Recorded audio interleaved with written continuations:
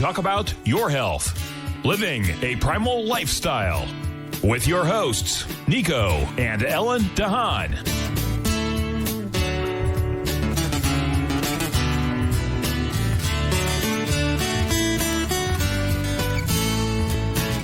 Now, Nico and Ellen Haan.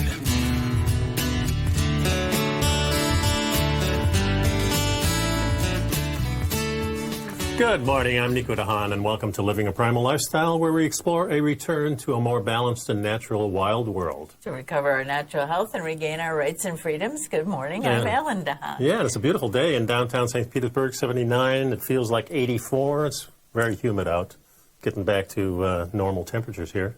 But it's still a beautiful day in downtown St. Petersburg. Yes, it is, and it's a beautiful day in Tampa Bay.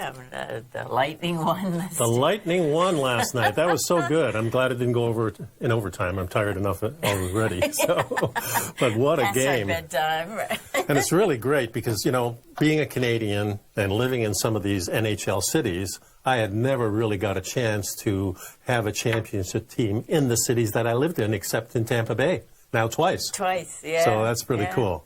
And, of course, we're big hockey fans, and it's really the only sport that we just about watch. Maybe a little golf here and there. But welcome to the show, folks. It's a beautiful day here, and, of course, we want to remind you of two things. First of all, our Primal Edge, our one-shot wonder. This is over 310 organic cell-ready liquid ingredients. It's easy to take. It's all powered by humic and fulvic acid, and this is important because it gets the good stuff in. And it lets everything out of the cell that shouldn't be there. That's right, exactly. And during the COVID times, this is very important to pay attention to your health, and this will get you over the edge, because if you've got a good diet, this ensures you've got everything you need. And then the other thing is, of course, this follows the show. These are all the articles that we talk about in the previous weeks on our show. So check those things out. And today, a newsletter. It's a newsletter, yeah. It's $10 a month, by the way. Okay.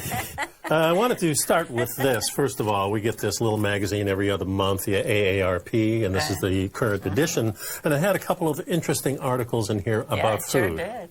And the first article is how America's food has changed over the last 50 years. And this was written by Ruth Rochelle. And it's pretty interesting because she takes us down the whole path of how our food really was and how we think it is. You know, we always think about grandma's food, and during special occasions, we always kind of harken back to traditional foods like the turkey and things like that. But how has these things changed, and why has it changed, is what we want to really find out, because we know that food is probably the number one thing that keeps us healthy. Yeah, no, I was fascinated by this article.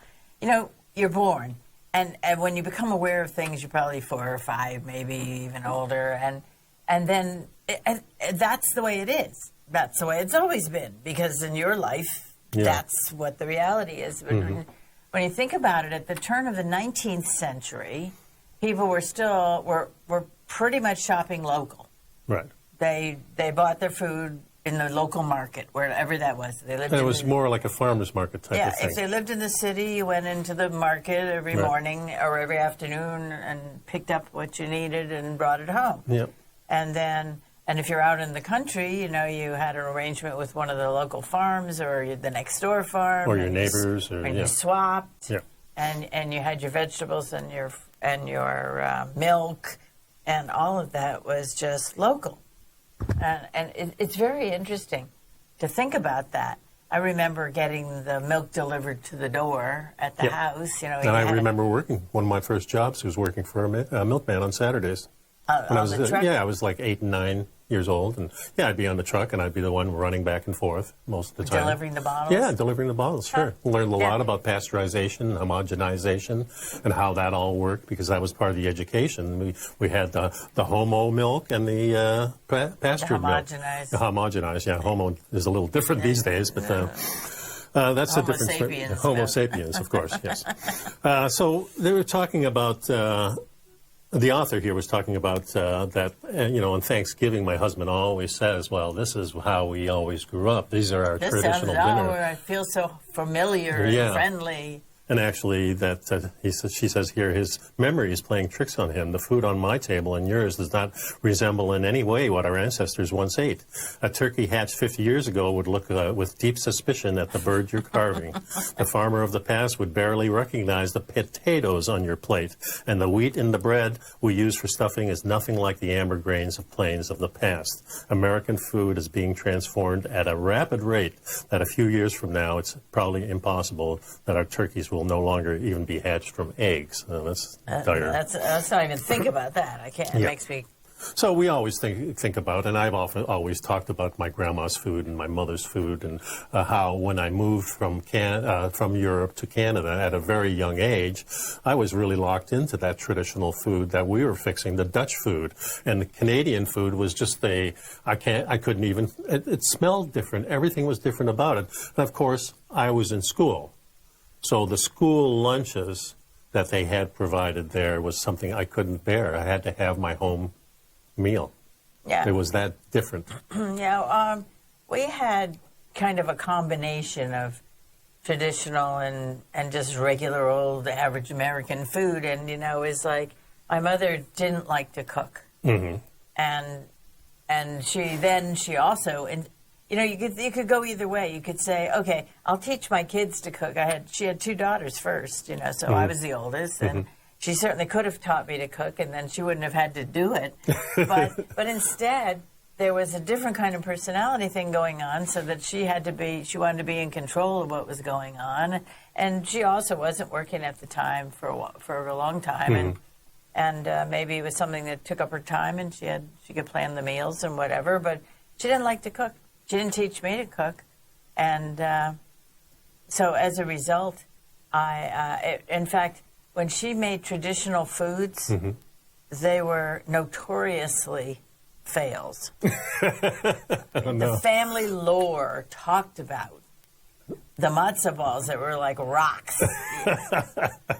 And, I made many a matzo ball in my life that was light as a feather. I never could figure out what she did. Well, some people have the touch and some people don't. Well, I think she didn't boil them long enough and cook all the way through. Yeah. I don't know. Yeah, the author here says when she was growing up in Connecticut, my mother brought home corn and poultry and tomatoes from the farm next door. Our milk came from a London dairy down the street, and the farm now is long gone, and the dairy is now our golf course. And this is really how things have changed.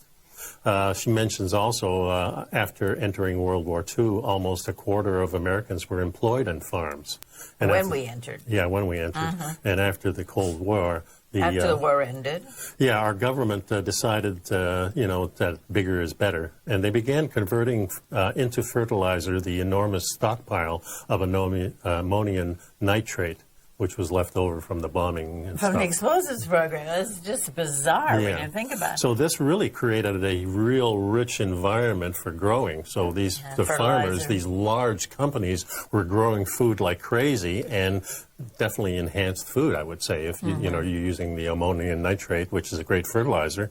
But if you're using it, you're enhancing those crops. How long can that go on, I guess, is the question. Well, there were a couple things going on there. I mean, first of all, during the Franklin administration, when we come back, we'll pick up the That's right. We got a break. The historical line. We'll be right back, folks.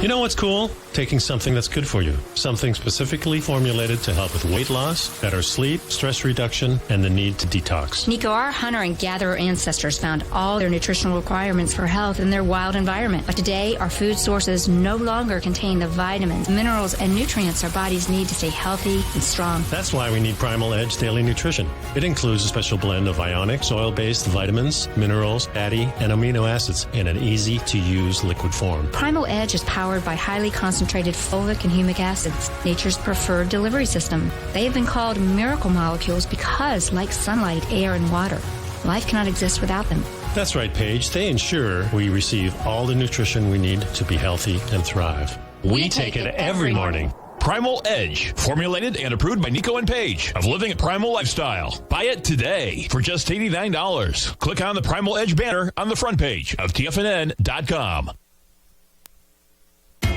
TFNN is excited about our new software charting program, The Art of Timing the Trade Charts. In collaboration with Tom O'Brien and using his best-selling book, The Art of Timing the Trade, Your Ultimate Trading Mastery System, David White has programmed an outstanding piece of software that will complement any trader's methodology. Using this first-of-its-kind program, The Art of Timing the Trade Charts allows you to scan thousands of stocks for Fibonacci formation setups, including Gartley's, ABCs, butterflies, and much more. The Art of Timing the Trade Charts is designed to help you when scouring the markets for stocks just beginning to form the trading patterns that many investors spend days, weeks, or even months searching to find. And right now, we're offering licenses available at only $79 a month. We are so confident that you're going to love this new charting software that will even give you a 30-day unconditional money-back guarantee. Don't miss out on this incredible new piece of software. Get your copy of The Art of Timing the Trade Charts today by visiting TFNN.com. Will the S&P 500 continue to climb? For bold trades on U.S. large-cap stocks in either direction, trade SPXL, SPUU, or SPXS. Directions Daily S&P 500 Bull and Bear Leveraged ETFs. Direction Leveraged ETFs. An investor should carefully consider a fund's investment objective, risks, charges, and expenses before investing. A fund's prospectus and summary prospectus contain this and other information about Direction shares. To obtain a fund's prospectus and summary prospectus, call 866-476-7523 or visit directioninvestments.com. A fund's prospectus and summary prospectus should be read carefully before investing. An investment in the funds is subject to risk, including the possible loss of principal. The funds are designed to be utilized only by sophisticated investors such as traders and active investors. Distributor Foreside Fund Services, LLC.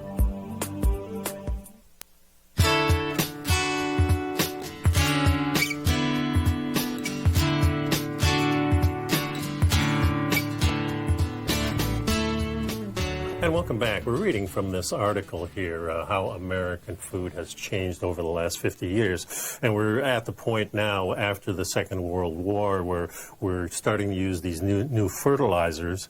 And also we started using antibiotics in animals. So this was around the 1960s. Our farms became very, very efficient. More and more people were getting out of the business, however, because the small farms were kind of being gobbled up by the large companies.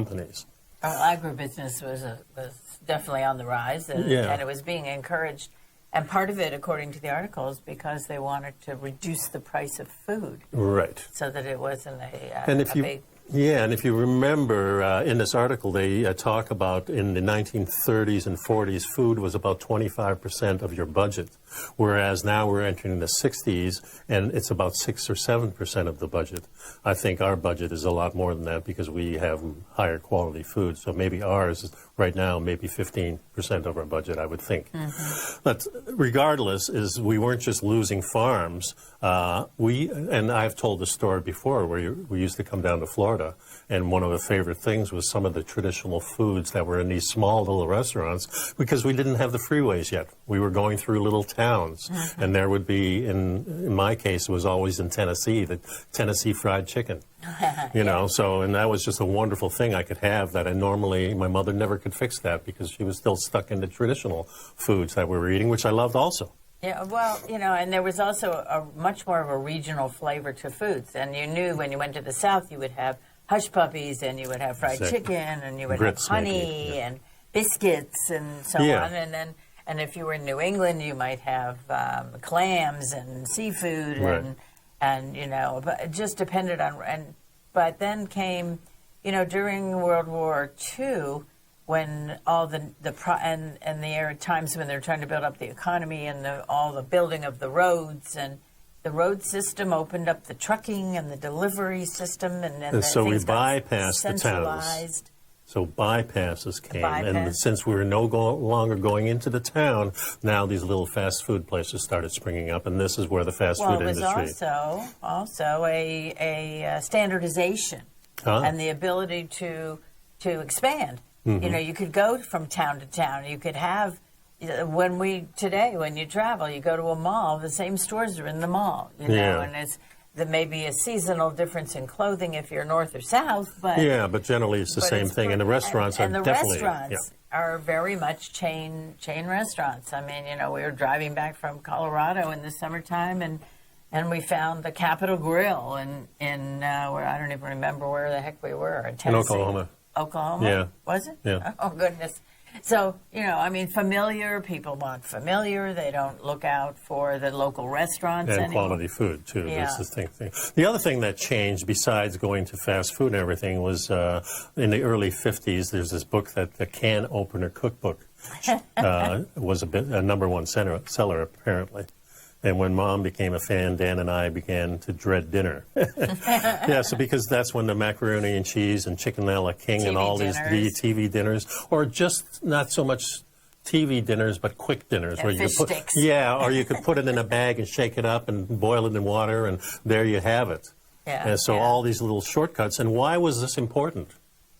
It was important because now women were starting to work. Well, and you didn't have that much time to devote to the meals, and and plus, everything is being pushed as new and modern and sure, we're in the space race and everything, yeah, and everything is magical and you shake and bake and food really changed and I've said this before. My mom just thought she went to heaven because she could take a bag of vegetables out of the freezer, drop them in a pot of boiling water, and cut them open and dump them on the plate. Yes. And I don't think we ever, we didn't have salads unless we were having company. Well, the author here says instant became my mother's favorite word and looked like yours too. Instant mashed potatoes, freeze-dried instant coffee. We still peeled potatoes and made potatoes, yeah. Pop-Tarts, Tang, Carnation instant breakfast, all these things brought us into the modern world. Yeah, well. And really changed our food. And this is where the dramatic change, I think, took place right after the war into the 60s when we started experimenting with our food and making it. Well, what really allowed this to happen, I think, is the advertising part of the whole thing. Now we had TV. Now you could show things, and these were new. We were in a space age. New cars were coming out every single year. Now we change every 7, So this was a time when change was the most important thing among Americans and Canadians and maybe Europeans too, where change was really important. Let's get on the bandwagon and get all this new stuff in. Yeah, and it all sounds good.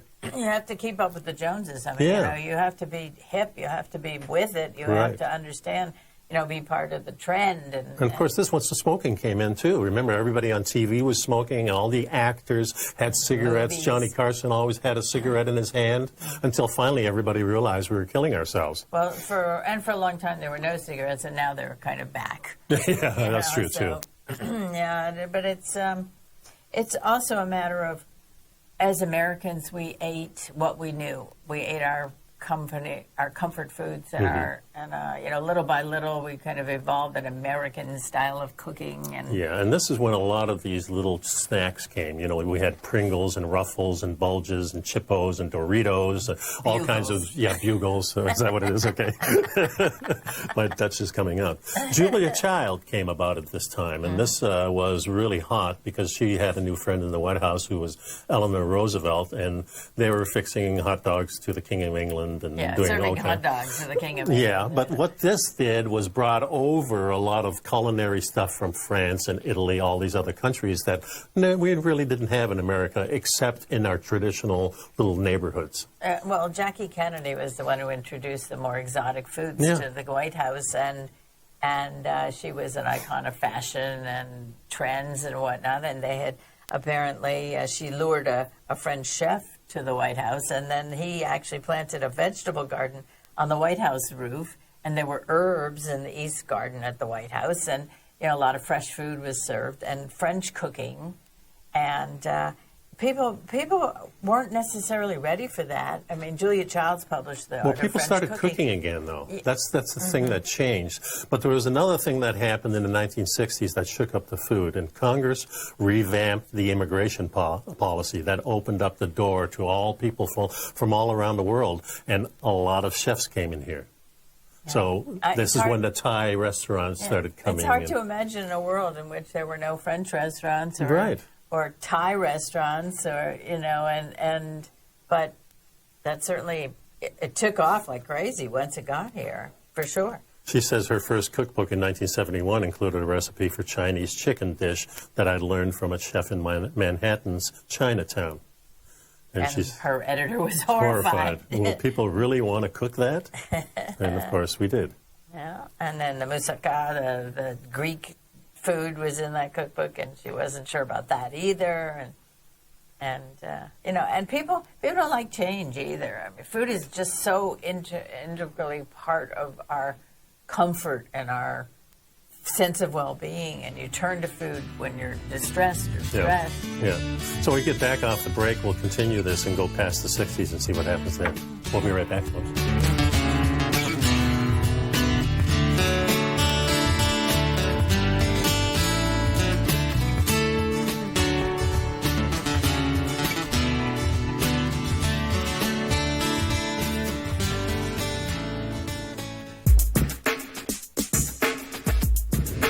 We'd like to tell you about the personal training studio that Nico is the owner and president of, Performance Training. Since 1998, Nico has trained individuals and groups to improve their health both mentally and physically.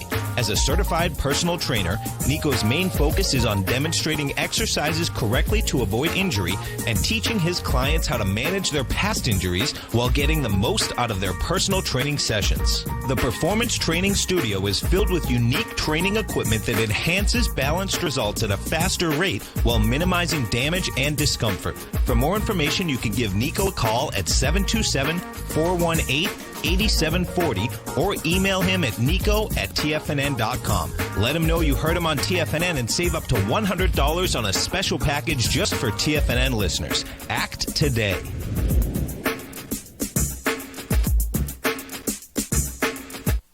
If you're not currently using the TAS Profile Scanner when looking at setting up your trading opportunities, then your arsenal is short a mighty weapon.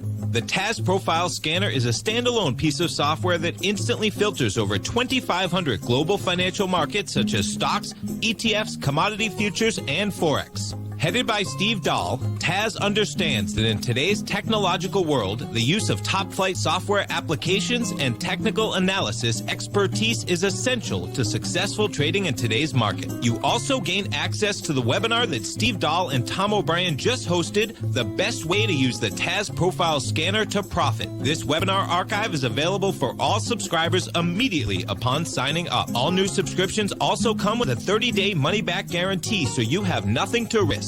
Start your subscription by visiting the front page of TFNN.com today, and you'll find the TAS Profile Scanner under the Services tab. Sign up today.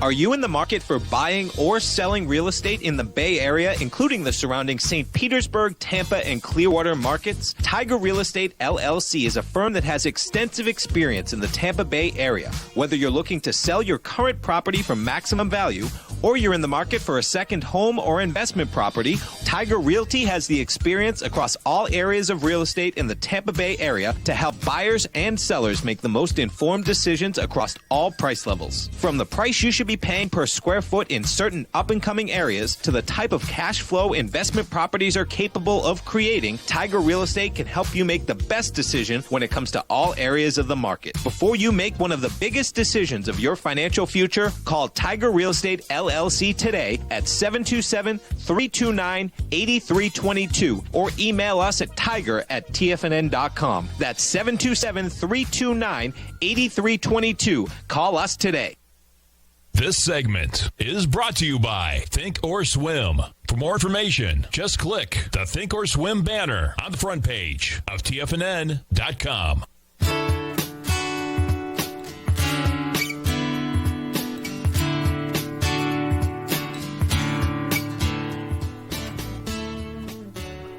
So we were talking about the history of development and changes in food in America. And in the 50s, according to this article, about 10% of the Americans were actually overweight or obese. By the mid-60s, and it's jumped to 44%, and then today it's 72% of Americans are overweight. With the cookbooks came the whole emphasis on baking, and apparently, and Julia Child's cookbook had a lot of cream and sugar and things in it that we were not used to eating, and it was very rich food, and it sort of opened the door to changing in the pattern of our diets. And then the author of the article says that she looked at the standard things like, cut back on your drinking and don't eat the carbohydrates and so on. But what she came to realize was that from the moment our children are born, we begin teaching them that the most delicious foods are filled with salt, fat, and sugar.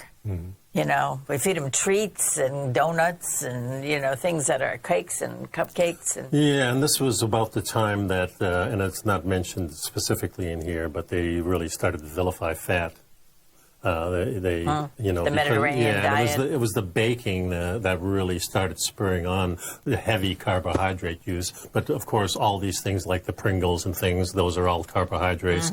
We're always encouraged to eat more vegetables, which isn't a bad carbohydrate, but you pile it on top of all these other things, and it becomes bad. So then around that time, the food establishment, was trying to change the way America eats. Advertising was big. Everything was bigger and better. That was the thing. They were talking about how the farmers, if you get big or you get out. In other words, small farmers weren't wanted anymore. You don't produce enough. You weren't really part of the American dream anymore. You needed to be big. So that was a big part. And, of course, when we're talking about farmers, we're talking about growing food. We're not talking so much about herding and things like that. Yeah. So the emphasis was on the wheat and the corn and things like that. Yeah. So we started eating a lot more of these things because this is much easier to keep on the shelf than the other stuff. It's cheaper to produce and filled you up. Yeah, so some people began to wonder if the new foods were as nutritious as they once had been. So this book came out by Francis Moore Lappé, who is called Diet for a Small Planet. And they talked about raising meat was an extremely inefficient way to produce calories and that we should go down this path to vegetarianism. So this is really when it started, of course, in 1971. I was just out of college a few years, and I was in the macrobiotic diet. I looked into this thing, and I thought, it sounds great. I want to be healthy. And, I found out after a couple of years it really wasn't doing me any good. I had a lot of problems with my skin and my hair, and when I stopped that, everything changed. Yeah, and I think genetic modification began also because we wanted food to be bigger, and if you look at a chicken today and a chicken from the 50s, the chicken is probably half the size in the 50s that it is today. They keep breeding and modifying to make a super fat chicken. Yeah. And here it says that granola was the decade of the 70s, and that soda pop was really popular. Things like the celestial seasoning herb teas and the yogurt started coming out. Ben & Jerry's opened their first store. But then the food scare started in the 1980s, and we started really talking about food safety and how raw eggs weren't really any good. Yeah, there was a big salmonella scare in that time in the 80s. And we knew about botulism and the mad cow disease, salmonella, all that was during the 80s. But fortunately, that passed pretty fast. Yeah, and she also talks about the overstating the positive influence of food television. It could be positive, but it also could be negative. Well, it's really fascinating to me that TV's Food Network started in 1993, and it was the Iron Chef and Emerald yelling "Bam!"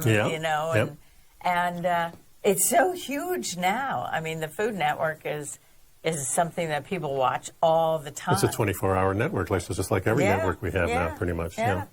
It's fascinating, but at least, things like I've learned a lot from actually watching the Food Network because I can cook, but mostly my cooking was initially, of course, following a recipe, and then little by little getting confident enough to make some tweaks to it and change it and whatever. But, just something as simple as learning how to temper the chocolate, so when I made my chocolate mousse, I didn't have scrambled eggs in it, temper the eggs. Yeah.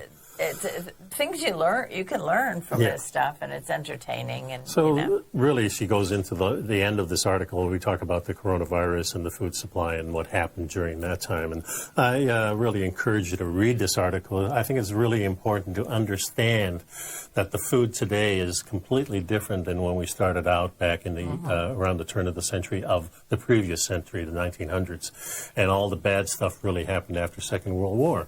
Not intentional, I don't think. I think it's just that people, we wanted to make money. People. It was a changing world. The women were entering the whole workforce. So what do? You have to come up with some schemes if you want your economy. So we came up with fast food. We came up with TV dinners. We came up with all these little things that came probably out of the war with the rations and things, because we figured out how to keep this stuff in the field. If you keep it in the battlefield, you can probably keep it in your fridge real easy. Yeah. Well, and the situation is this. It's not that it was bad. It's that it was significantly different. And that the trend was not in a positive sense. We got away from the grass-fed. We got away from the free range. We got away from the local source. Because that was the natural way before, and that's what we changed. And that's what changed so dramatically. And then big agribusiness and taking over the production of food and the emphasis on technology. And the vilification of fat was the big turning point, too, because now, because of supposed heart disease and everything, and fat makes you fat, which is not the case. Carbohydrates, now we know, make you fat. Inflammation makes you fat, too. And inflammation does, sure, and all these things. So, important article to read, and I encourage you to pick up the Health Signals newsletter. It's only $10 a month. You get 2 issues on the 1st and the 15th of every month, and this is how you become informed and how the food changed over the last 50 years. And it's huge, and it's changing more even today. Yeah. So it's time to get back to what we were doing in the 60s, going to the farmers markets. I think that's an important thing. But buying local is the big thing. Little by little, people are starting to wise up and to, when you think about it, we talked about it a lot because you think of the healthy food as being so expensive, but in real life, when I eat, I can barely, sometimes I can't finish one pork chop because it's so, the taste, it's rich and it's dense, and when it's a free range, from a free range pig, and what makes you satisfied is the fat. If you take out the fat, you don't get satisfied, you eat more. It's just common sense, and we don't want that 2-hour window of being hungry again. So fat does that for us, where carbohydrates, you're hungry in 2 hours. When we get back, we got another article in this AARP that I want to talk about. So stick around, folks. We'll be back in a few minutes. During the break, please pick up our Primal Edge, our one-shot wonder, and take a look at the Health Signals newsletter, and you're good to go. We'll be right back.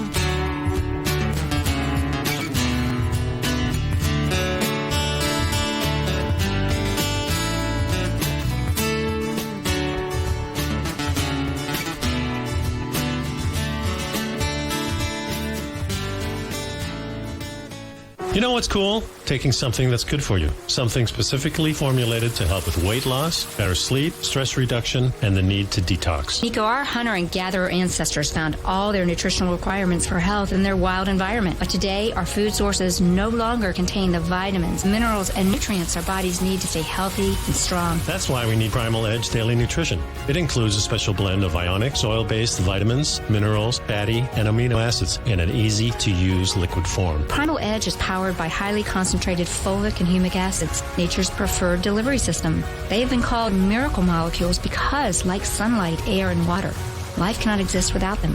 That's right, Paige. They ensure we receive all the nutrition we need to be healthy and thrive. We take it every morning. Primal Edge, formulated and approved by Nico and Paige of Living a Primal Lifestyle. Buy it today for just $89. Click on the Primal Edge banner on the front page of TFNN.com. The gold market has taken off topside in a large way in 2020. If you want to take advantage of this sector, now is the time to subscribe to my gold report. The gold report took profits in 4 of its equities in the gold portfolio in the first week of January for a combined profit of 99.2%, with 2 positions left in the portfolio that have a profit of 67.5% as of January 7th. The Gold Report is a comprehensive look at the metal sector as well as the markets that move gold, which is the currency and bond markets. New subscribers get a 30-day money-back guarantee, so you have nothing to lose. Every Monday morning, I publish the Gold Report with coverage of gold, silver, bonds, the XAU, HUI, GDX, as well as more than 30 different mining equities. To see for yourself the types of profitable trades that are recommended within the Gold Report, sign up now by visiting TFNN.com. Don't miss out on the next great gold trade. Sign up today.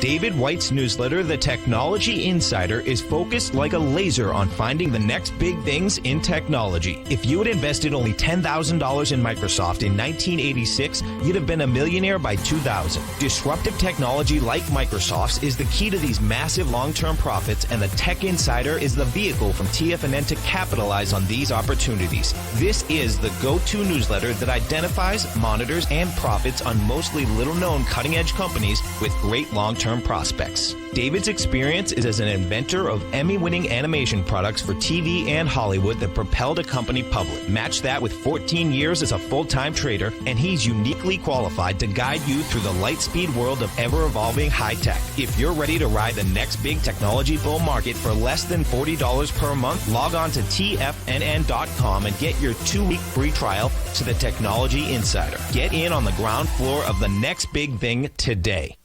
Don't forget, you can listen to TFNN live on your mobile device 24 hours per day. Go to TFNN.com, then hit Watch Tiger TV. That's TFNN.com, then hit Watch Tiger TV for the latest market information.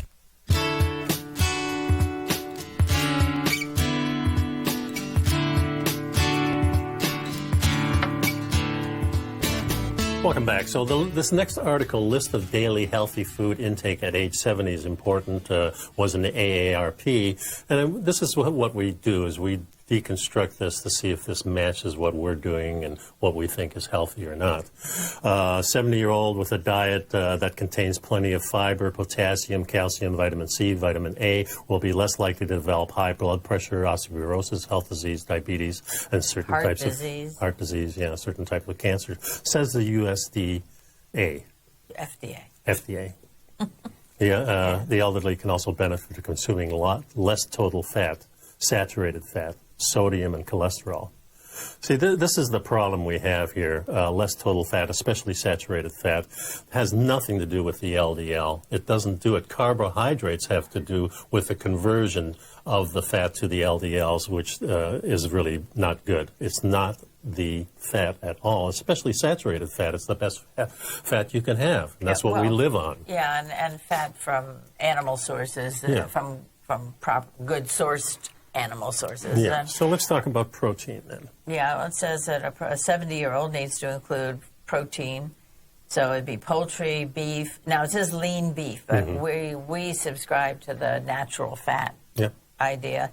Pork, eggs, seafood, beans and legumes, nuts, seeds, and soy products. Well, we don't do soy products for a couple reasons. One, we believe they're genetically modified in this country, and and they also mimic the hormones, estrogen, and it's potentially dangerous to the balance of your natural system. Yeah, so beans, legumes, nuts, seeds, and those soy products, if they were soaked and then fermented, then I would say you can include them in a healthy diet. Tamari, so a good soy sauce is good to spice up your food. Yeah. It also says a man who is 70 years old should have 5.5 ounces of protein-rich foods daily, while a woman needs 5 ounces. I think it's more than that, especially if you're active. And particularly as you get older, you lose your appetite a little bit, and older folks tend not to eat as well as they should, or as much as they should. Yeah, it also and tend more to the sweets. Yeah. Because they can really taste the sweets. Right. It also says to keep cholesterol and fat and saturated fat intake low. It's best for an elderly person to get more of the protein from seafood and poultry. And plant sources other than meat, and I would say the exact opposite. That's not true. But it does say processed, particularly processed. Well, of course. But even processed meat, everything is a process. You cook it, that's a process too. So that gets confusing. Then grains. According to the U.S. Department of Agriculture, a 70-year-old woman needs 5 ounces of grains. You know, this is all contrary to our evolution because probably for 500,000 years we ate no grains. Yeah. And then slowly we started incorporating because probably the animals were gone. It was hard times. We had to do something else. And finally, after thousands of years of just harvesting wild, we figured out, well, we could plant this stuff too. But also, so many people have developed gluten allergies and grain allergies. Sure. And, I mean, I cannot eat grains. I swell up like a blowfish. Yeah. You know, it's terrible. Well, that's a good thing as far as I'm concerned because we don't want to eat the grains. And if we do happen to eat some sourdough bread or something like that, we know that's good for us because of the process even involved. That has to be much in moderation for me. I just can't do it. Yeah, and they recommend whole grain sources like brown rice, whole wheat, and all these things. If you've listened to us before, you know that there's processes that these things can go through that our ancient ancestors figured out. The Chinese figured out white rice. The Mayans and the Incas figured out that maize had to be fermented in ash in order to have all the bioavailability of all these nutrients that we need. To be digestible by humans. Exactly. So, and we know also that it's the microbes in us that do the digestive process. So we have to have that kind of microbes that are good for whatever you're digesting. So your culture, where you came from, what your ancestors did becomes important too. So if you're eating some of the traditional foods that your grandmother ate, that I might not be able to eat them, but you probably can because you come from a different part of the world. Yeah, and there's a lot to that we don't really understand fully. Yeah. It does say here that people 70-year-olds should eat 3 cups of dairy products. Well, that's another problem I have. I don't digest dairy. Right. But so you could do goat or something like yes, that. Yeah. Yes, and I don't think the problem that I have with dairy, it's not the dairy of the past. It's not the cow of the past. And it's pasteurized, which takes all the nutrients out. So then you have to refortify them. These companies who refortify them don't use the best materials. So then we go down to fruits. A 70-year-old man needs 2 cups of fruit per day. Well, I haven't eaten fruit in a long, long time. Well, we do have a little bit. Yeah, it's dried apricots. Yeah, we have those things. We have more for help digestion. Yeah. So we do eat a lot. And in season, I don't think fruit is bad. And I wouldn't eat it the first thing in the morning, but in the afternoon, I think that's fine. Okay. And vegetables provide the elderly with, the fiber. Vitamins, minerals, and phytochemicals. Yeah. And they say women who are 70 years old require 2 cups of vegetables, and a 70-year-old man is 2.5 cups of vegetables. Yeah. You can count 1 cup of most raw, cooked, or canned vegetables as a serving. 1 cup of vegetable juice, 2 cups of raw leafy greens is the equivalent to 1 cup vegetables. You know, you could be eating all day long here with this diet. Well, you will be if you eat that stuff, for sure.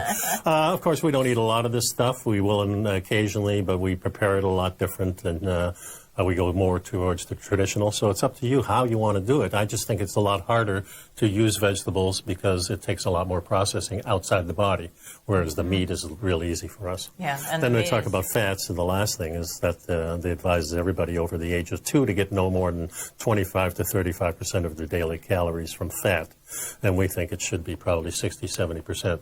But again, the word fat is such a misnomer because people think of, ice cream and if you just sugar. Yeah, that's true. But if you just take a piece of meat, and even if it's trimmed with all the fat, half of it's fat.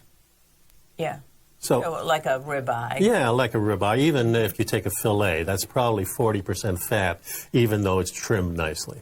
So the fat is in between all those fibers, too. The extra fat is just a bonus as far as I'm concerned. Yeah, and eat the skin on the chicken, and that gives you, assuming it's good chicken, and there's no antibiotics and no hormones in it. And, right. So these guidelines are not what we do. You kind of have to make up your own mind. But, we're lucky today because we have a lot of information about carnivore diet, about the paleo diet, and how that has really changed.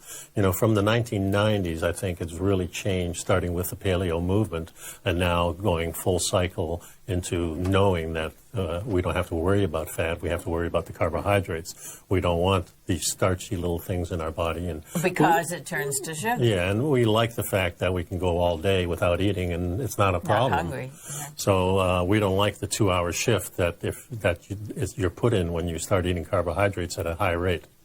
That's just our opinion, but I think we should look at that. And I think that's the point. You need to do what feels good. When you feel really good after you eat, and when you've been on a particular regimen and you feel excellent, you feel strong, you feel alert, then pay attention to that. What are you eating? And what happens when you eat other things and then you don't feel as well? So, and it's all a personal decision, but stay mindful about how you feel. Yep. We'll be right back for the next segment.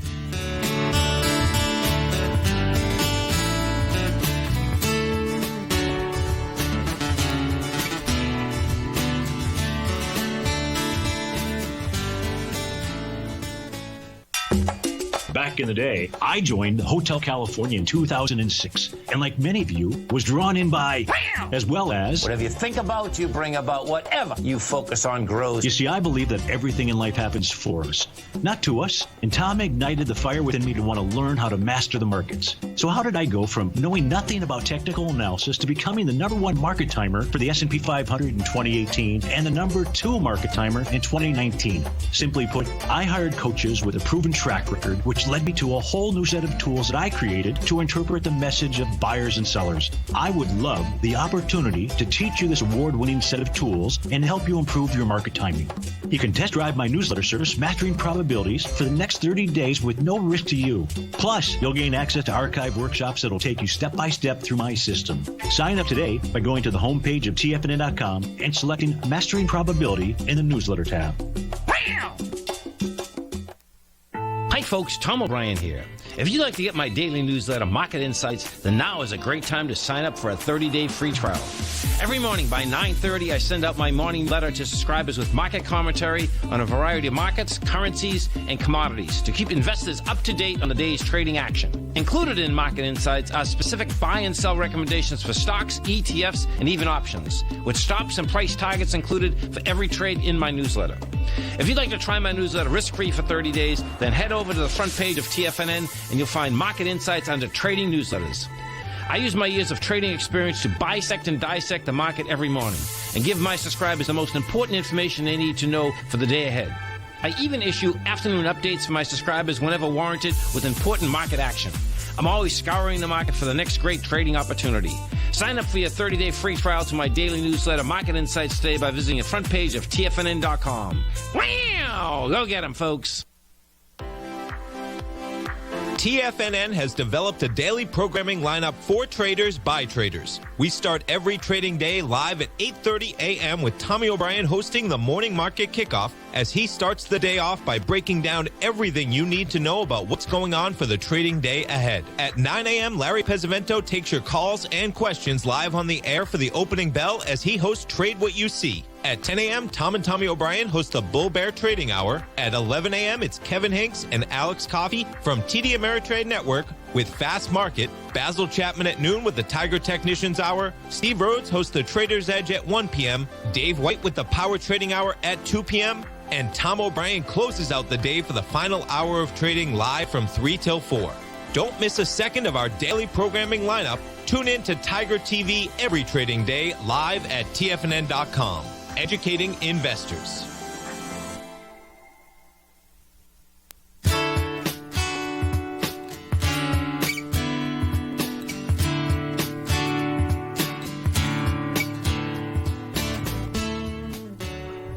And we're back. We had been talking a lot about food and the impact on your body and aging and so on. But I wanted to talk for just the last few minutes, excuse me, on your attitude and aging with grace. And, first of all, anybody who says that they don't want to get old is inviting fate to end their life for them. Mm-hmm. To say, okay, you don't want to get old? Fine, bye. Be careful what you wish for. That's exactly right. Yeah. And it's a matter of your attitude. I mean, look at us. Both of us are in our 70s. Mm-hmm. And constantly people look at you and say, what? Oh, my God, that's not possible. You look like you're in your 50s or something like that, 60s, right. and you do jujitsu regularly at this point, and I keep active, and I'm still working, and we have lots of things we do, and we've been taking our adventuring travel trips and going off-roading and doing some hiking, and I mean, there's no reason why you have to get up in the morning and say, oh my God, look how old I am. You know, if you get up in the morning and say, wow, what can I look forward to this week, and being optimistic about aging. Plus, being 70 is a whole different thing today than it was when our grandparents were 70. That's for sure. I feel really lucky, that's for sure. And I always looked forward to getting older. Each year was a blessing to me.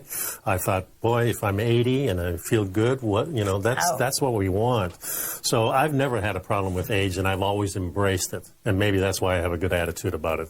And I think that's the important part that my dad always gave me. He gave me that optimistic look on life. When something went wrong, I always turned it over and said, okay, what's right about this? How can I improve this? And that's probably the number one thing I would say. With this article, has a lot of stuff in it that I don't even think about, especially the food that they talk about.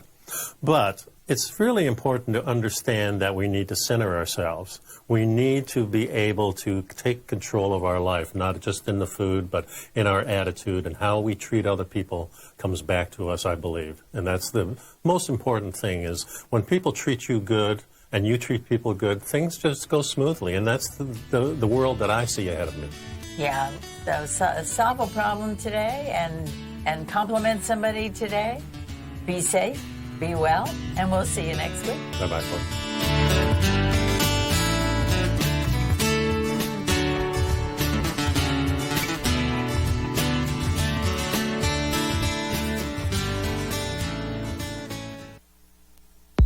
If you haven't checked out the newsletters page of TFNN.com, what are you waiting for? All of the TFNN newsletters are informative, up-to-date, affordable, and a must-have for every trader looking to gain a competitive informational edge in today's markets. TFNN newsletters cover every aspect of the markets to offer you the very latest in market news.